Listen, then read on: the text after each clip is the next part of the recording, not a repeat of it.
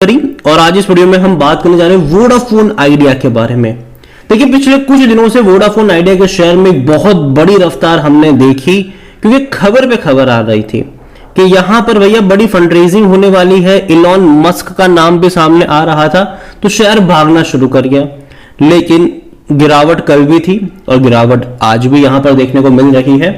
बात करेंगे इसके बारे में, लेकिन उससे पहले अगर आपने अभी तक चैनल को सब्सक्राइब नहीं किया है तो प्लीज अभी इसे सब्सक्राइब कर लीजिए, क्योंकि आगे भी बहुत सारे वीडियोस हैं जो आपको काफी ज्यादा हेल्प करेंगे।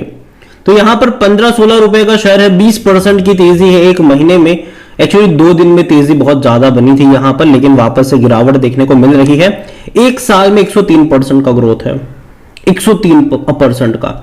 हालांकि फंडामेंटली कोई ज्यादा फर्क नहीं आया, लेकिन फिर भी शेयर प्राइस में तेजी है, क्योंकि बीच बीच में ना कोई खबरें आ जाती है जिसकी वजह से शेयर में तेजी आ जाती है। जैसे कि इस बार की खबर थी इलॉन मस्क के जरिए तेजी आई, ठीक है, लेकिन दोबारा गिरकर अब देखते हैं कि वापस आता है कि नहीं जहां से ये शुरू हुआ था।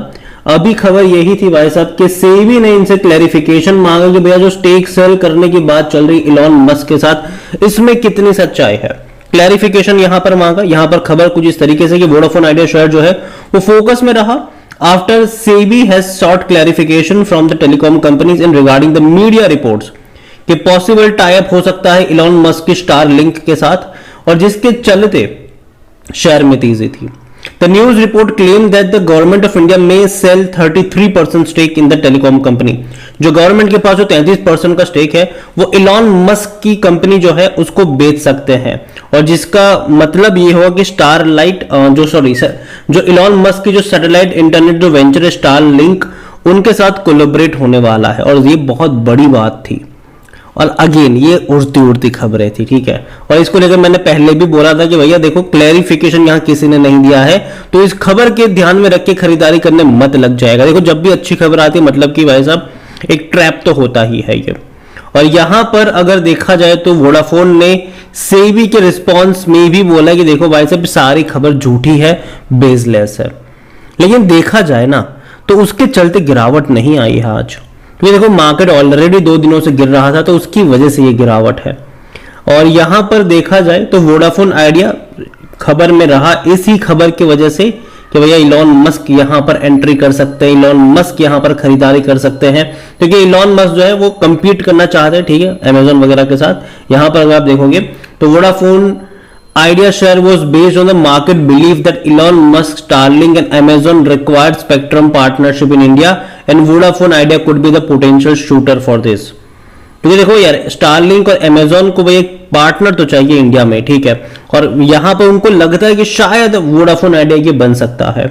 Amazon का जो प्रोजेक्ट किल्पर है is keen to enter India for the broadband business and it would require a spectrum partner, which has made Vodafone Idea share an attractive bet for the Dalal Street investor।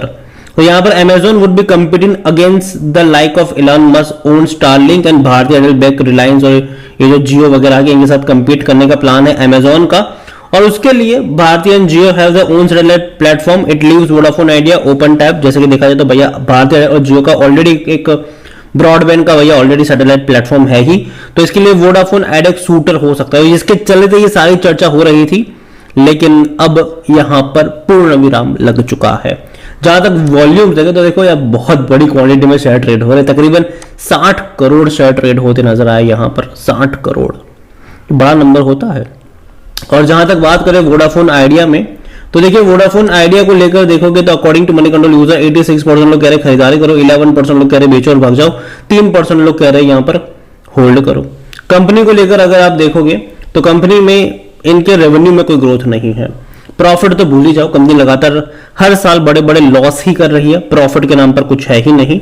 और जहां तक इनकी quarterly performance भी देखोगे तो पता चला कि रेवेन्यू नहीं है यहां पर, रेवेन्यू में ग्रोथ नहीं, सॉरी रेवेन्यू है लेकिन ग्रोथ नहीं है। लगातार इसी रेवेन्यू के आसपास अटके हैं ये। भले ही इनके प्लान्स के जो चार्जेस है वो बढ़े हैं, लेकिन फिर भी देखो दिक्कत यही है कि यूजर्स छोड़ के जा रहे हैं इनको, और ये इनकी सबसे बड़ी प्रॉब्लम है कि यूजर्स छोड़ के जा रहे हैं, और अभी भी 5G को रोल आउट नहीं कर पाए हैं ये। जहां तक प्रॉफिट वाइज भी देखोगे तो नुकसान है, हर क्वार्टर में 7 से 8 हजार करोड़ के लॉस कर रही है ये कंपनी। और जहां तक वैल्यूएशन देखो तो ये नेगेटिव में है इसका पी। ठीक है, कोई भी एनालिस्ट खरीदारी करने की बात नहीं करेगा। रीजन यह है कि सब कुछ चीजें जो है वो न्यूज पर डिपेंड करती है, खबर के ऊपर चीजें डिपेंड करती है। अब जब चीजें खबर पे डिपेंड करते तो एनालिस्ट तब दूरी बनाए रखते हैं ऐसे शेयर्स में जिसको आप फंडामेंटली तौर पर अब उसको जज नहीं कर पाओगे। एक अच्छी खबर आई दौड़ गया, एक बुरी खबर आई गिर गया ये। तो और ऑपरेटर ऐसी चीजों में बहुत ज्यादा एक्टिव होते हैं किसी भी कंपनी में। जहां तक अगर इनके फाइनेंशियल्स देखोगे तो भैया खराब है, उसमें कोई शक की बात नहीं है। फाइनेंशियल बहुत ज्यादा खराब है इनके, क्वार्टरली देखो, आप देखो रेवेन्यू वाइज भी प्रॉफिट वाइज भी फाइनेंशियल्स काफी खराब है, ग्रोथ के नाम पर कुछ नहीं है। और होल्डिंग देखो यहां पर, देखो गवर्नमेंट 33% का स्टेक ओन करता है यहां पर, ठीक है, जो अदर पार्टीज में आपको देखने को मिलेगा। लेकिन गवर्नमेंट ने भी ये स्टेक अपनी मर्जी से नहीं खरीदा है, गवर्नमेंट को भी ये स्टेक मजबूरी में खरीदना पड़ा है, क्योंकि 16,000 करोड़ से भी ज्यादा का बकाया था वोडाफोन का, जो चुकाने की किसी भी तरीके से पोजीशन में वोडाफोन था ही नहीं। तो वोडाफोन ने बोला कि भाई साहब देखो पैसा तो हमारे पास है नहीं, उससे बेटर ये है कि आप इक्विटी एक्सेप्ट कर लो। और 10 रुपए के भाव पर इक्विटी गवर्नमेंट ने एक्सेप्ट करी, 1,600 शेयर्स ट्रांसफर करे गए यहां पर। और जिसके चलते ये हुआ कि गवर्नमेंट एक बड़े होल्डर के तौर पर यहां पर आ गया। और यहां पर प्रमोटर के पास अब होल्डिंग बची है, जो कि प्रमोटर 2 लोग हैं यहां पर, ठीक है, एक वोडाफोन ग्रुप और एक आइडिया का जो ग्रुप है वो है यहां पर। 50.36% की होल्डिंग यहां पर है, दोनों की मिलाकर है। 1.67 म्यूचुअल फंड के पास है, 0.17% डोमेस्टिक के पास है, 2.46% एफआईएल्स लेकर बैठे हैं। रिटेल और अदर की मिलाकर 45.34% की होल्डिंग है, जिनमें से रिटेल इन्वेस्टर यहां पर 3.65% पर है, बाकी अदर पार्टीज के पास है, इनमें से एक गवर्नमेंट भी है, बाकी के कुछ और भी लोग यहां पर देखने को मिलेंगे आपको। तो ये वोडाफोन तेजी की वजह सिंपल सी है, इलॉन मस्क की एंट्री और अमेजन वाली ये सारी चर्चा हो रही थी, ठीक है, भाग गया ये, लेकिन वापस गिरा और वापस गिरकर मेरे हिसाब से वहां पर आना चाहिए जहां से ये शुरू हुआ था, जो कि 13 रुपए का लेवल था, वहां पर ये आना चाहिए, ठीक है।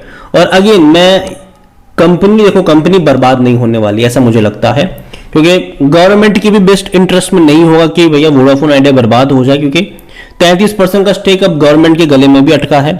तो वोडाफोन की ग्रोथ में गवर्नमेंट की भी ग्रोथ टिकी हुई है, ये आप कह सकते हो, गवर्नमेंट स्टेक की ग्रोथ यहां पर टिकी हुई है, तो वो नहीं होगा। लेकिन हाँ ये है कि ये कंपनी दिक्कतों में रहेगी, फंड इनको मिलना मुश्किल रहेगा, क्योंकि जिस कर्जे में ये कंपनी फंसी हुई है, जिस डेट में ये कंपनी फंसी हुई है, निकलना मुश्किल है इसका। पहली चीज, निकलना भैया मुश्किल तो है, उसे आप इनकार नहीं कर सकते हैं, काफी ज्यादा मुश्किल है इनका निकलना वहां से। और ओवरऑल मुझे अभी के लिए इतना ही लगता है कि न्यूज पे ये ट्रेड करेगा, अच्छी खबर में दौड़ेगा, बुरी खबर में गिरेगा, और उसी तरीके से चलने वाला है कुछ टाइम के लिए। तो यहां पर जिस लेवल पे बैठा है वहां से रिस्क ज्यादा इन्वॉल्व है, तो भैया मैं तो एंट्री करने की कोशिश नहीं करूंगा। बल्कि अगर आपके पास है तो सिंपल सी बात है, पार्शली प्रॉफिट अप और लेने के मौके बनेंगे यहां पर। अगर आपको कन्विक्शन है कि हाँ आने वाले टाइम में चीजें बेहतर होगी तो बने रह सकते हो यहां पर। लेकिन जनरली मैं इन कंपनियों से थोड़ी सी दूरी बनाना पसंद करूंगा, ये मेरा मानना है, बाकी मर्जी आपकी है। वीडियो को यहीं पे एंड करूंगा, पसंद आया हो तो लाइक करो, शेयर करो, चैनल अगर पहली बार है तो प्लीज सब्सक्राइब करें। और वोडाफोन आइडिया के बारे में आप क्या सोचते हैं वो भी आप मुझे कमेंट में लिख के बता सकते हैं। Thank you.